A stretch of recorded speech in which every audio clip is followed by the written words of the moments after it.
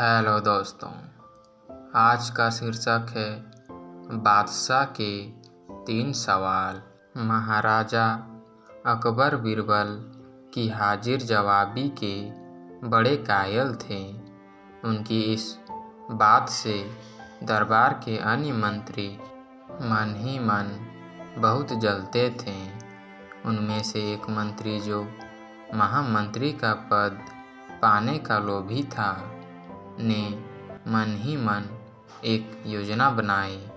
उसे मालूम था कि जब तक बीरबल दरबार में मुख्य सलाहकार के रूप में हैं, उसकी यह इच्छा कभी पूरी नहीं हो सकती।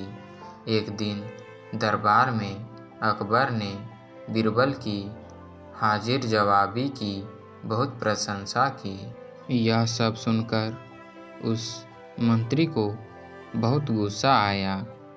उसने महाराज से कहा कि यदि बीरबल मेरे 3 सवालों का उत्तर सही सही दे देता है तो मैं उसकी बुद्धिमत्ता को स्वीकार कर लूँगा, और यदि नहीं तो इससे यह सिद्ध होता है कि वह महाराज का चापलूस है।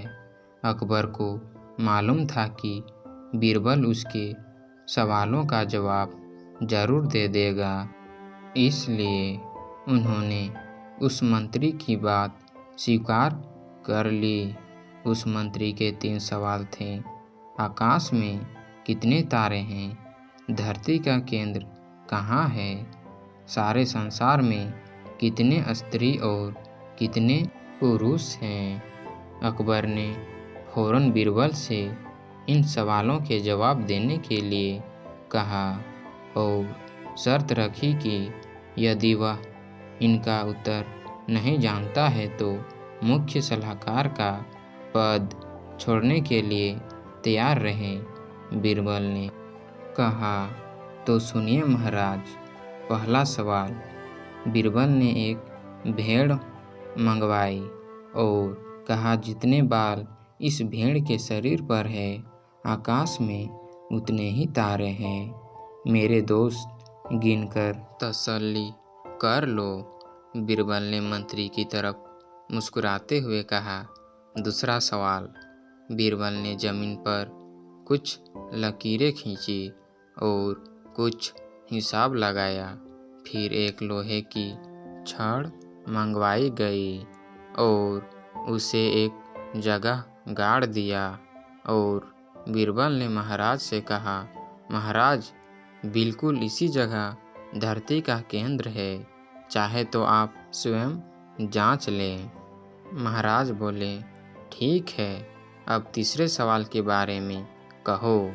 अब महाराज, तीसरे सवाल का जवाब बड़ा मुश्किल है, क्योंकि इस दुनिया में कुछ लोग ऐसे हैं जो ना तो स्त्री की श्रेणी में आते हैं और ना ही पुरुषों की श्रेणी में।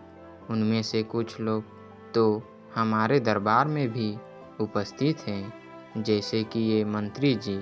महाराज, यदि आप इनको मौत के घाट उतरवा दें तो मैं स्त्री पुरुष की सही सही संख्या बता सकता हूँ। अब मंत्री जी सवालों का जवाब छोड़कर थर थर कांपने लगे और महाराज से बोले, महाराज, बस बस, मुझे मेरे सवालों का जवाब मिल गया। मैं बीरबल की बुद्धिमानी को मान गया हूँ। महाराज हमेशा की तरह बीरबल की तरफ पीठ करके हंसने लगे, और इसी बीच वह मंत्री दरबार से खिसक लिया।